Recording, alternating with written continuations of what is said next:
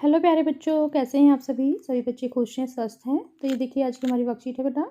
आपको पता है पहले क्या करना है। सबसे पहले स्टूडेंट्स नेम, सभी बच्चे अपना नाम लिखेंगे। यहाँ लिखेंगे टीचर्स नेम, अपने अध्यापक का नाम। ये हमारे क्लास 3 के बच्चे के लिए वर्कशीट है। यहाँ लिखेंगे अपना सेक्शन ए या फिर बी या फिर सी, जो भी आपका सेक्शन हो। ये है हमारी वर्कशीट नंबर 118। क्या डेट है? 26 नवंबर 2021। ये हमारी मैथमेटिक्स वर्कशीट है। ये है हमारी रिकैपिचुलेशन वर्कशीट, यानी पुनरावृत्ति। जो भी अब तक हमने सीखा है उसको दोहराना है।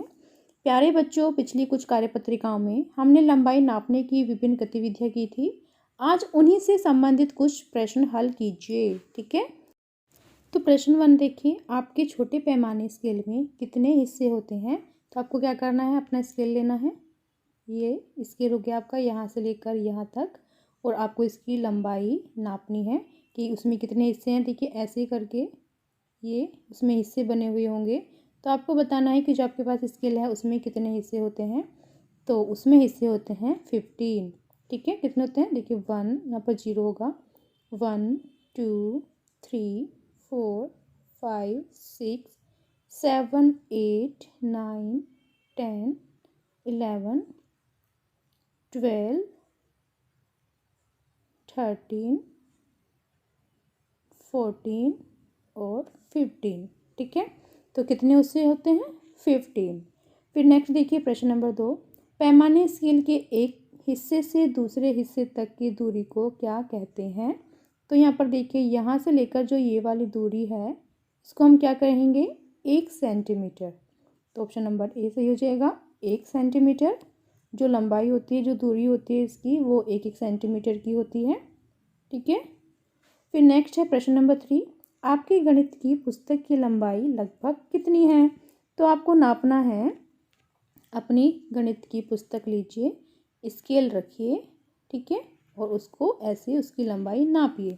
जैसे माना ये हमारी गणित की पुस्तक है, ये तो लंबाई यहाँ से लेकर यहाँ तक मापेंगे आप।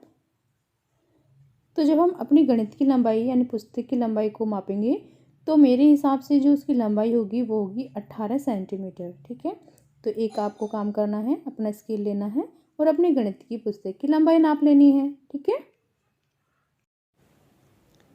ठीक है बेटा। तो इसकी लंबाई देखिए, जब आप नापोगे 18 सेंटीमीटर भी हो सकती है और 28 सेंटीमीटर भी हो सकती है।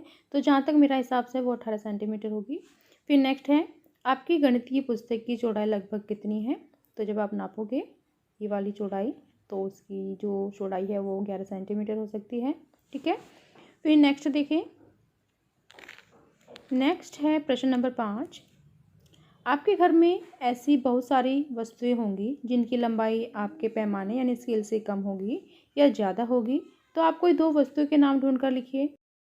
तो जैसे प्रश्न दिया गया है, जिनकी लंबाई पैमाने यानी स्केल की लंबाई से ज़्यादा है, तो आपको कोई 2 ऐसी चीज़ें बतानी हैं, 2 ऐसी वस्तुओं के नाम बताने हैं जिनकी लंबाई आपकी स्केल से ज़्यादा हो।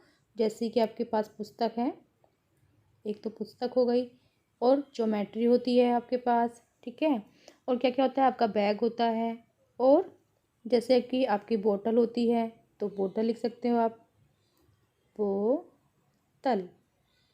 ठीक है, या फिर बैग लिख सकते हैं, बस्ता। फिर नेक्स्ट है, जिनकी लंबाई पैमाने स्केल की लंबाई से कम है। तो आपको ऐसी कोई 2 वस्तुएं बतानी है। जैसे आपके पास रंग हो गए, रंग मोमी रंग होते हैं ना, और जैसे कि आपकी पेंसिल हो गई, पेंसिल। शॉर्पनर हो गया, इरेजर हो गया। ठीक है, फिर नेक्स्ट है, जिनकी लंबाई लगभग पैमाने की लंबाई के बराबर हो। तो आपको ऐसी 2 चीज़ें बतानी हैं जिनकी लंबाई स्केल के बिल्कुल लंबाई के बराबर हो। तो इसमें जब अगर हम नापें, तो जैसे कि आपकी डायरी होती है, हो सकता है आपकी डायरी पैमाने स्केल के बिल्कुल बराबर हो। ठीक है, और क्या होता है, और जैसे कि आपके पास हो सकता है, आप जैसे होता है स्पून ले लीजिए, चमचा, चमचा। ठीक है, ये हो जाएगा। फिर नेक्स्ट क्या है, अभिभावकों के लिए सुझाव। बच्चों को अपनी पुस्तकों तथा कॉपियों की लंबाई चौड़ाई को ध्यान रखते हुए उन्हें व्यवस्थित रूप से रखने के लिए प्रेरित कीजिए। कोविड के संदर्भ में उचित व्यवहार संबंधी संदेश। कोविड-19 के विरुद्ध लड़ाई में सुरक्षित रहने के लिए मास्क पहने। तो ये थी आज की हमारी वर्कशीट। सभी बच्चे इसका रिप्लाई करेंगे। मिलते हैं कल नई वर्कशीट के साथ। आपका दिन शुभ हो। Have a nice day. Bye bye बेटा। वीडियो को लाइक कीजिए, सभी दोस्तों के साथ शेयर कीजिए। Thank you.